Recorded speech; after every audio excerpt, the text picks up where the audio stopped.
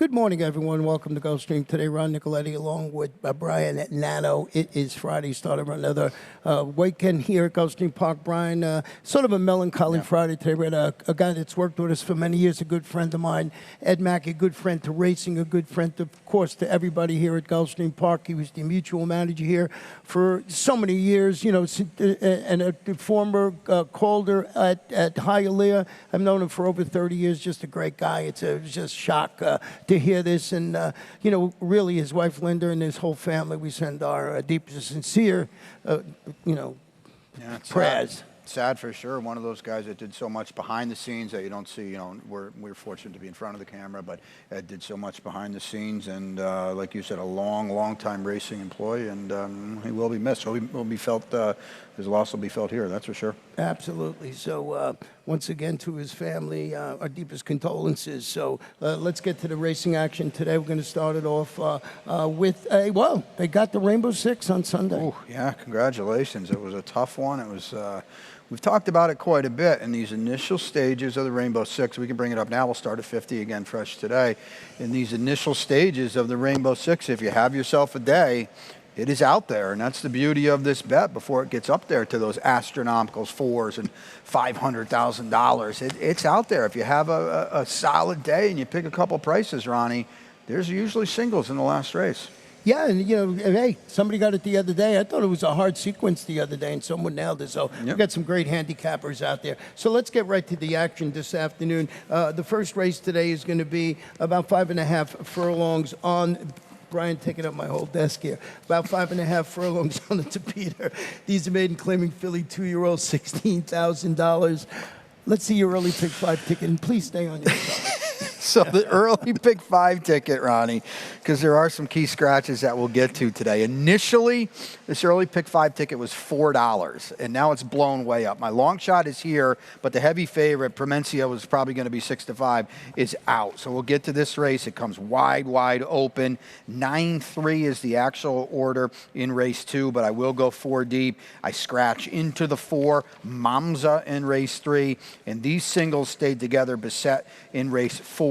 And number 2, Sonicus will be odds on there in the 5th. Yeah, Sonicus is my best bet, and single in my Rainbow Six today. Don't forget the Rainbow Six starts in race number 4, and both those horses are major players, race number 4 and race number 5 that Brian put on his ticket. And as Brian mentioned, a big scratch today in race number 1 of the morning line favorite, number 7 horse in here, Promencia. I bumped up the number 3 in here, Brian, Child Memories, who's dropping today to the 16 level after showing speed and weakening late against. That was between those $25,000, $35,000 maiden sprinting on the Peter for Antonio Sano. You're going to get Hall of Famer Edgar Prada returning on this daughter of Mr. Louise, who's by Uncle Mo.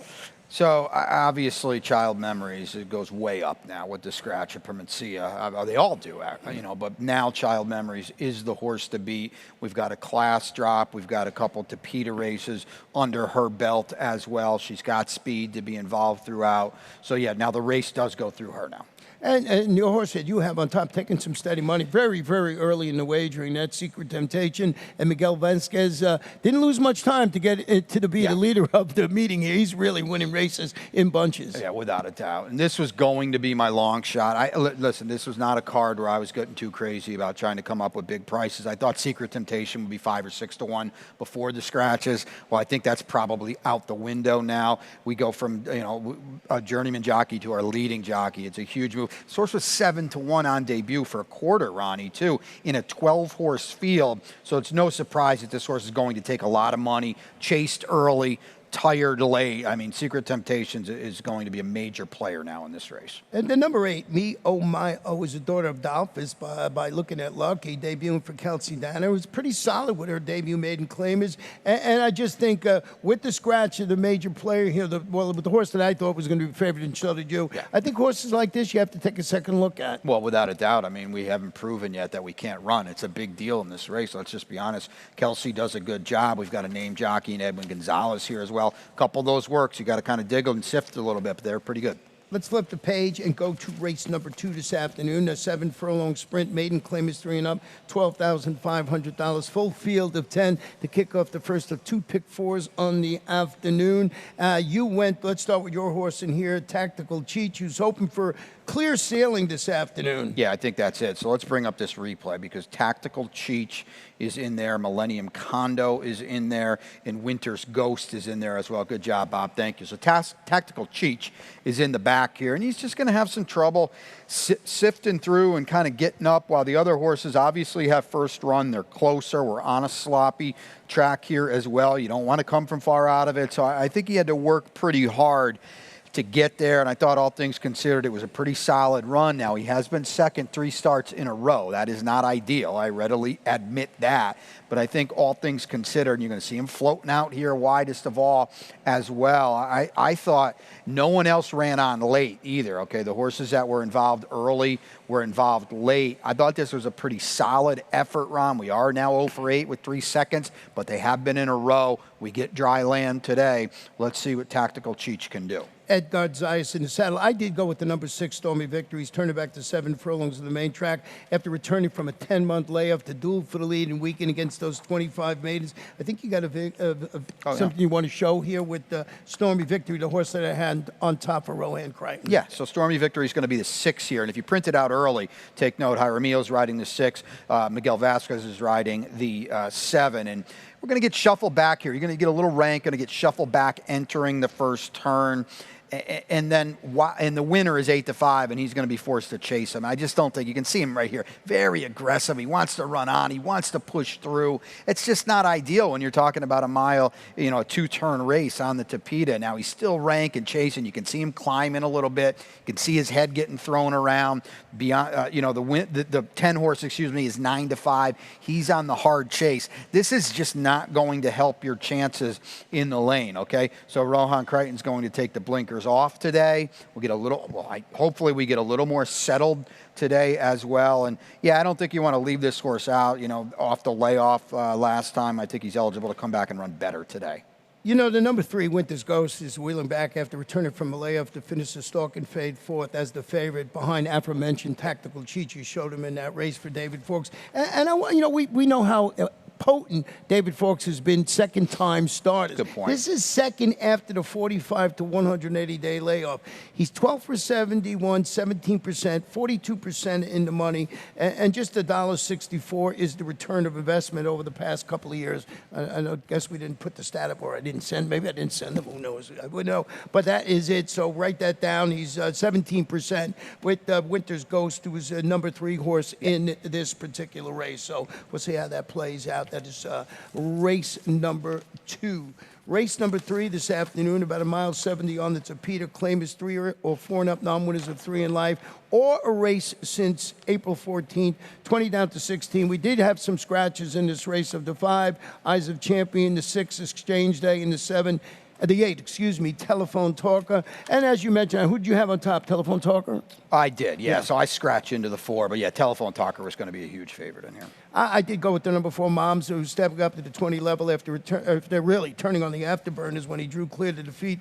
He defeated a trio of next out winners. That was a monster 12-5 key race going a mile 70 yards on the all-weather Tapeta for Joel Santiago. And you get Heriberto Figueroa in the saddle. Key race for me. I was sort of upset that there was some scratches in the race. I thought I'd get a little bit of a price. I had this one right on top. Okay, well, here's the other thing, too. Key race, which I know Ronnie loves. The other thing is, it was his first start on Tapeta, Ronnie, and he just blew way up. It was by far and above anything he's ever done. So I think now with the scratch of obviously Telephone Talker, Mom's all value's gone, and he's a huge, huge player in here, right back.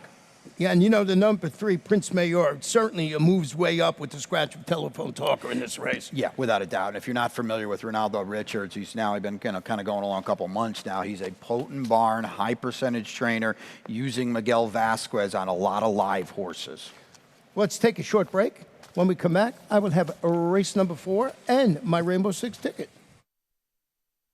We're ready for the start. They're off.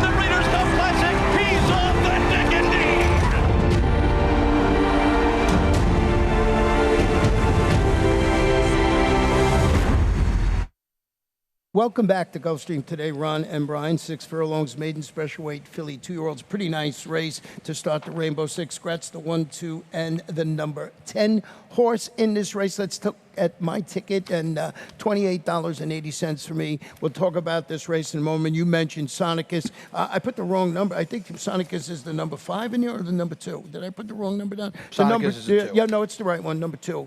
So that's right. And then I got 3 deep in race number 6. And I went with Feline, Candy Arcade, and Tout Ensemble. And the race number 7, I thought it was wide open. Had Bobby's Gift on top for Bobby DeBona, Love in Paradise. And I used the morning line favorite in there, the 7. Race number 8, just too deep for me in there. And Jazzy T. The race goes through Jazzy T. Maybe trying to wake up Nana Fanny a little bit. Had some serious scratches in that race, changed things around. And in the last race today, just too deep for me. Maryland and Spirit of Power in that particular race. So affordable $28.80, being that we're kicking it off for $50,000 this afternoon. And this is a great type of ticket to employ on days like this. You know, the pool's not huge. You can still get plenty of bang for your buck. If you don't think it's the type of day where maybe you can sweep it, and I don't think it's the type of day where we're going to sweep this thing. There's a lot of logical, formful races. You put the 28.60 out, you try to turn it into $700, and you're off and running for the weekend. Yeah, I mean, it's just a great day to play this thing. We mention that all the time. This one, as I mentioned, 6 furlongs, maiden special weight filly, 2-year-olds. Number 8% is a $525,000 daughter of Quality Road, debuting locally for Todd Pletcher after sort of an inconsistent pair sprinting up north against maiden special weight competition, regally bred fresh. And I want to show you a stat. I just had fun getting this one. Now, these are 2-year-olds shipping into Gulfstream Park for Todd Pletcher. You know how well he does when the meet starts and everybody turns 3. Over the last 5 years, you knew it was going to be good, but I wanted to point it out. 24 for 71, 34%, 63% in the money, 154 the return of investment. And that's with 2-year-olds, so it's a targeted time of year. It's not like when he starts 4,000 3-year-olds after when the championship meet gets going on January 1st. No doubt. And we've already seen Todd come down last Saturday, won a race with a 2-year-old. So I picked this horse too, and this horse will be a strong favorite, and I get it all. But let's just play both sides of the coin, okay? This horse debuted. Ronnie mentioned $5.25 they paid for this horse. He debuts at Monmouth, okay? He's not at Belmont. He's not at Saratoga. Now, he runs okay at Monmouth. He's a distant second. They bring him up to Saratoga. No, he totally bombs. He doesn't get bet that day either. So you're allowed to tread a little lightly here. We both picked him. I do think, you know, he's the most likely winner here. He doesn't have to win, and he's going to be a very, very short price. Excuse me. We don't know if she can run or not. We'll see today. That's why I went 3 deep in this race, even though a lot of people would want to single a horse like this. The number 5, I want to say it's Imnonra. We'll have to get that from Pete because it's a first-time starter. It's a Vexco Racing homebred daughter Violence debuting for Safi. Solid with his first-time starters. Lionel Reyes is going to ride this afternoon. Edgard, his normal regular rider, rides for Todd. So a little bit of a switch with jockeys there. Yeah, this you would think is the main danger to the favorite. The dam was okay. She was 3 for 11. She did win on debut. She won a Calder Stakes too, Ronnie. But this is her 4th foal. The other 3 couldn't run at all. None of them won on debut. Tab the tote board here because those last 2 works look like Safi really tightened the screws a little bit. You know, the number 9, we actually same try up there. You know, Love Rhapsody is a daughter of Collected by City Zip, debuting for Rohan Crichton with a series of speed-enhancing 3-furlong workouts showing over the track. You're getting a speed rider, an Embassy El Jaramillo, and I think this horse is going to be in that first flag playing catch him if you can. At least that's what you would think it would do. No, the dam was 0 for 6, I agree, but she has dropped Spicy Marge, who earned over $200,000. The works here aren't too shabby at all. Jaramillo lands here. Maybe we've got some speed in this corner. Draws well, too. Tough to leave out Rohan in a spot like this. You remember City Zip? Quite well. That horse was fast. Quite well. We'll go to race number 5 this afternoon, and this is a 6.5 furlong claimer for fillies and mares, 3-year-olds and up with numbers are 2 in life, actually. 35 down to 25. Scratch the number 3 horse in here, and Brian put together his late pick 5 ticket. You know who City Zip's half-brother was? How about this? Who's it? Ghost Sapper. Ghost Sapper. How about that? I just remember City Zip was $9. always so fast. Yes, very, very fast for Linda Rice back in the day. $9. That's it. We'll single right here. Sonicus, I think think Ronnie and I both agree with that. We'll go 3 deep in race 6, number 2. Candy Arcade's an interesting newcomer we'll get to in that spot in race number 7. The order is 7-5. I think Jazzy T, my best bet of the day, will be odds on, a huge favorite in that spot in race 8 off a real trip last time for that guy, Bobby DeBona. And then Maryland, I'll come back to, but we'll go 3 deep in the last. Yeah, 3 deep in the last. Those are the logical 3 in that race. Getting back to this race number 5, number 2 Sonic is back locally, sprinting on the main track after shipping over to Kentucky Downs and finishing that track to pace 4th against 50 starter allowance runners, going 6.5 on the turf. So I found the stat on Mr. Safi Joseph Jr. Turf to dirt here at Gulfstream Park, 14 for 50, 127%, 49% in the money, 195 is the return investment just over the past couple of years, because he does this more now. Then maybe you'll go back 5 years. It wasn't a lot of times where Safi would have horses going turf to dirt. He was mostly a dirt guy. So I wanted to, dumb it down to 2 years. Yeah, I think it's a good point, because as a stock that Safi's gotten has gone up. I think he's getting different kinds of horses. We see him, well, this horse is at Kentucky Downs, so I think that's a good point. We both have the same try, so you use Divine Connection, stretching out to 6.5 furlongs today. Yeah, clearly the main danger. I don't really know. Is this a lateral move? Ronnie, State Bred Optional Claimers, 35 open here. Allure Moore, I know is a horse you like quite a bit. Ran really, really well last time. This drop makes sense. Yeah, and Maracas Bay is stepping up to face winners. First start, he defeated those maidens. It's Safi. You go one way with Safi, you go the other. So we'll see how this race plays out. Ridden by the apprentice Elsa Morrison. So 5th race, I think, absolutely 100% goes through Sonicus. Yeah, well, without a doubt. Very, very, very short price in there. The most logical, likely winner on the card. Yep. Race number 6 this afternoon, 5 furlongs, about distance on the Tapeta Maiden Special Weight. Phillies and Mastery rolls it up. Scratch the number 6, Ain't Nonsense, and that one from the Sean Duffy barn. Not going to compete today. You did go with number 2, Candy Arcade, now in the Jorge Delgado barn. Yeah, and I just think this horse is just, I will call it the wild card, but the newcomer, I mean, this is a barn run, and we've talked about it time and time again, how potent this barn is. First time in the barn is 30%. It's not a huge sample, but 3 for 5 off an elongated layoff, because this horse hasn't been out since last October. First time Lasix as well. Chantel is here, and they do good things. I think they won 3 or 4 races last week as well. And this horse was 2-1 in a 10-horse field on debut. I think you better look out today. The number 7 Feline, a well-meant second, sprinting on the Tapeta 2 starts, back shortens up today. I think you got a video you want to show? Yeah, so Feline's the 2 and Laveau is the 3, and they exit that same race, the Claudette Air race. Now, I will say this, Claudette Air came back and didn't run well at all, but here's a start. So Feline totally blows a star, up against it already. Ronnie, sprinting on the Tapeta, you don't want to do this. And now here she is entering the far turn. Laveau the 3, Feline the 2. We've already given up several lengths to her. Now she's going to try to get up in here. Whoa, that's not going to work either. She's going to check out of it there as well. So to me, there's no doubt Feline's a horse to beat in here. She should be favored in here. She draws a much, much better post as well than Laveau. So yeah, she's clearly the horse to beat. We'll just draw a line through the route on Tapeta last time. That's not what she wants to do.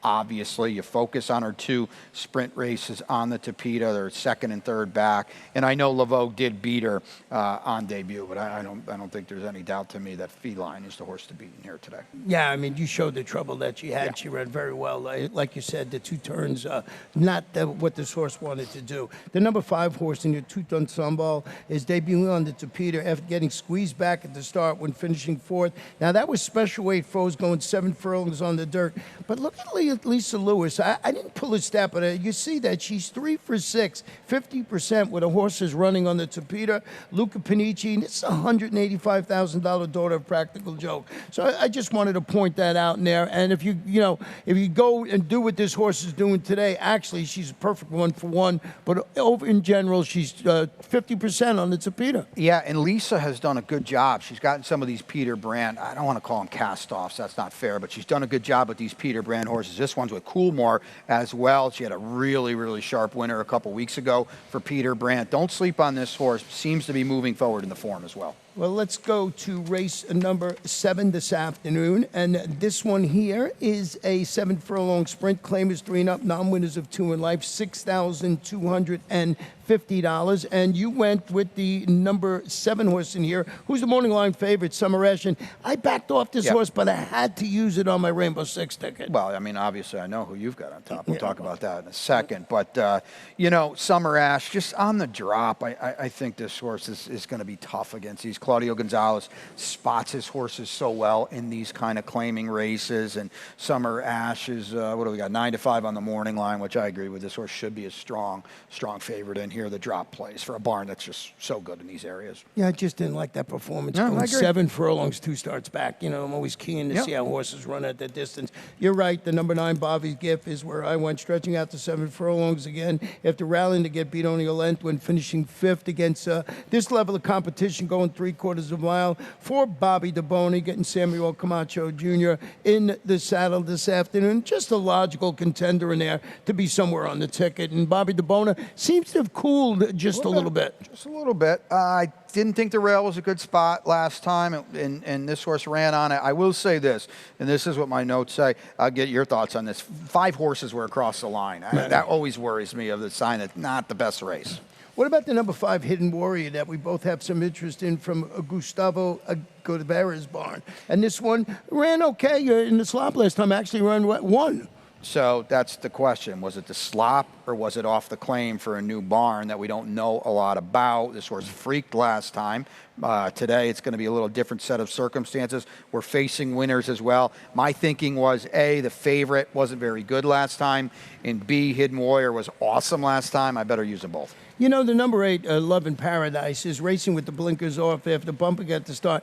Really never got going when finishing up the track against this level last time out. Peter Walder, 25% with first-time blinkers. He's got the apprentice in here riding Jason Huayas. And I just thought Peter Walder puts the blinkers on, maybe get a little bit of a sneaky in there. Well, it's got maybe that's what it is, because this horse hasn't run an inch in 3 starts against winners. But it's rare you get Peter Walder at a big price. Yeah, you know, with the blinkers, first-time blinkers, that could be the angle this afternoon. Get this horse, maybe not to win it, but to be on the Trier Super. And I just didn't want to get beat on my ticket with that horse. Race number 8 this afternoon, about a mile 70 on the Tapeta. Allowance optional claim of fillies and mares, 3-year-olds and up. The optional tag 25. We did have some scratches in here. Marvelous Marlene, the 1, and number 5, Lady Dominance. And I know you had that number 3, Jazzy T, on top of your ticket. 4-time local winner. Yeah, I mean, the scratches deaths really hurt the price. Jazzy T was going to be a huge favorite anyway, but now Jazzy T might be 4-5. I mean, we'll show the replay last time. I mean, they're off, you lose, and yet somehow this horse is beaten just a length and a quarter by Love Her Lots, who, you know, ran huge. Here's Jazzy T, the 7. Okay, game over. But while the winner absolutely sat like the trip of the month, so for Jazzy T to run second, you know, and for Bobby DeBona, now here we are going to be looping wide too. By the way, this was just an absolute nightmare trip. While Love Her Lots is getting first run, Maria's Revenge is in here too. But I mean, I know Maria's Revenge did run okay, and Flying Black is in here as well. But this is all about Jazzy T and how absolutely huge she ran.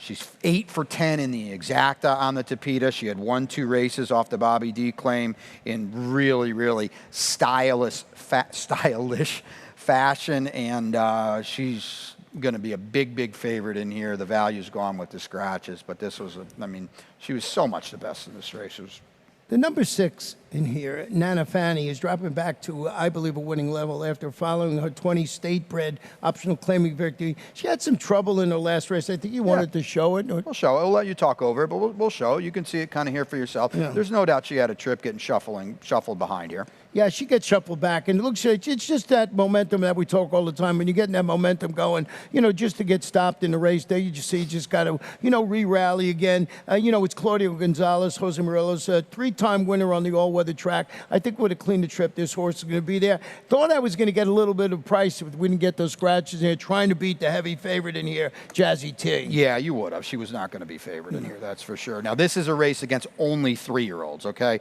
And her race 2 back was against Florida breds. So Jazzy T's already proven in this arena. I do think she's definitely the main danger, Ron. Yeah, we'll see how this one plays out. What about the number 7 horse in here, Vigil Anu, stepping up and stretching out? This horse dueled throughout and held on gamely to defeat 40 maiden optional claimers, going 5 on the all-weather for Scott Acker. And you're getting the services of Miguel Vasquez, who, like we said, has been winning races in bunches again. Yeah, this horse has run very, very well. Now, she's got to stretch out. Maybe Miguel sends her and she tries to wire. There's not a lot of speed in here. We haven't talked about that, especially with the scratches. The question is, she's going from 5 furlongs to essentially 8.5. She's also facing winners. But, Ron, you know, you could do worse. She clearly likes this surface, and Scott's done a good job with her. Race 9 this afternoon is about 1.70 miles also on the Tapeta this afternoon. And this one made an optional claim of fillies and mastering up. If they're not Florida breds, they run for that 40 tag. A horse that I like, didn't have on top, but had in second. It was scratched the 2, Big B. Also scratched the number 5 horse in here, Little Fairy. So I just thought, I always had Marilyn on top, who's a daughter of Brethren, and I think the stretch out around 2 turns is going to help. Yeah, I had Big B on top, but clearly the race goes through Maryland. She's the most likely winner. I see she's going to be a pretty stiff favorite now. She was on the line anyway, and you know those races are just so much faster than her competition. The question is, what do you do about the 2 turns? She's by Brethren, by a champion, and wait a while. So out of a champion, I should say, in wait a while. Certainly this is a 2-turn pedigree. A little odd maybe that they haven't tried it yet, but maybe those are just the races that were right in front of her too. You know, a lot of people, this condition, you know, it's made an optional claim. Or it confuses some people, Todd. A lot of people ask me about this because Spirit of Power, they're saying, well, this horse is in for only the $40,000, but it's a Kentucky bred, and that's the reason it is for the 40. Breaks from the rail, got some tactical speed, can score from on it with the pace, I believe, for Safi Joseph Jr., Edgar Zayas, handling that inside draw today. This is a drop. Right? Yeah, You would yeah, agree with right. it, right? And I know you love. Just ask Ronnie. He's always around. Just ask him if you have any questions or anything. This is a big drop for this horse because now he gets to play with some Florida breds and see what happens. Draws well, but again, it's the form seems to be going the other way. And you know, with these connections, especially with the scratch of the 2, you can take an underlaid price here too. You know, and the number 6 horse in here, pretty keen, you know, is coming back slightly after surrendering that late lead when finished second. Was only beaten at 3/4 of a length. And I think with the scratch of Big B, this one certainly bumps up and belongs on your try and super tickets. Yeah, it belongs underneath on your try and super tickets. 0 for 13. Hey, we saw Poetic Code win last week, so anything can happen. He's going to run well. I don't think she's going to run well. Excuse me. There's no doubt about it. But as Ronnie said, we're 0 for 13. We got 7 underneath finishes, kind of getting what she's putting down there. Hey, if you bet tries and supers, that's an excellent horse to have on the ticket. Well, that's how we see the 9-race card this afternoon. But of course, we're not done. We've got our lightning round this afternoon, and we've got a pretty good race on Saturday, percolating in a rematch of a bunch of horses. Percolating and running memories, and we'll show it here, the replay. Last Poseidon's Passion. There we go. See, and they're going to clash again tomorrow in the Miami Gardens, and they put on a show last time. Running Memories, a huge, huge favorite, and Poseidon's Passion giving her a big scare in the lane run. Yeah, well, you know, you look at that the fractions over there, and of course, Miss Aramet has got tons of speed, and I thought it really set up nicely for Poseidon's Passion. But how game was Running Memories to fight her off when she did all the dirty work along with Miss Aramet? I agree, and Joe Orsino has got Running Memories in such good form, and she loves, loves, loves Artepeda. Well, what is your best bet again today? Jazzy T. So we're going to lose all value with Jazzy T. It was probably going to be, I thought about 7 or 8 to 5 anyway, and now with the scratches. So use that one as a single. Yeah, I had Sonicus is going to be odds on this afternoon. I just thought, you know, wanted to single that horse in the Rainbow Six, so I put it on top as my best bet. And your long shot this afternoon? Well, we're going to have to get rid of that moniker, too, because the scratch in race 1 really kills all the value in the opener, but it was number 2, Secret Temptation. Yeah, and here's my long shot. Now, you know, it was really hard. You know, when Mom's is 10 to 1, that's gone. You know, that's horse that, you know, just monster key race. I love that angle. So we'll see what we get on that because of the scratches in that race. And we have a horse retiring too, huh? Right? Yeah, Greatest Honor was retired to Spendthrift Farm yesterday or a couple of days ago. And of course, we know him very, very well here in South Florida. Holy Bull, and I think we're going to show the Fountain of Youth that he won last year. And he was good too for Shug. Yeah, he was very good. I thought this horse was really something special.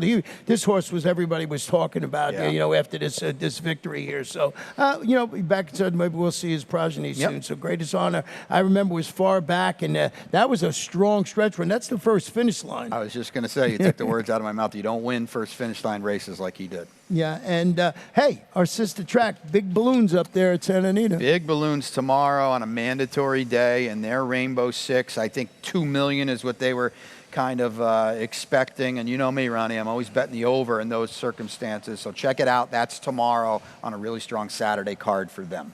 Well, that's how we see everything this morning. We're going to take a short break. We're going to turn it over to track announcer Pete Aiello, and then we'll be back here with race number 1, start of a really nice weekend here at Gulfstream Park.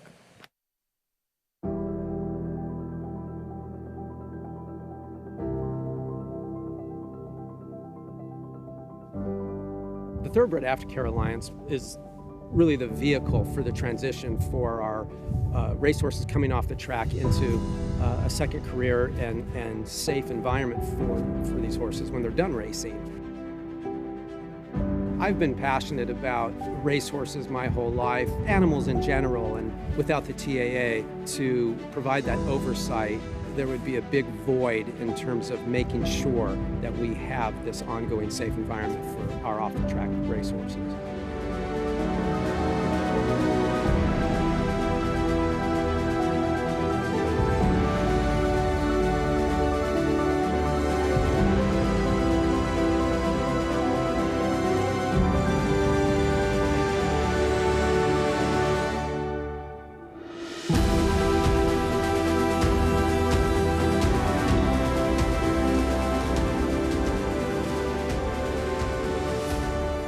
I'm excited about the undertaking and excited about working with our board and our team at the TAA to continue the wonderful progress that has been made. So I'm very excited about what the future holds.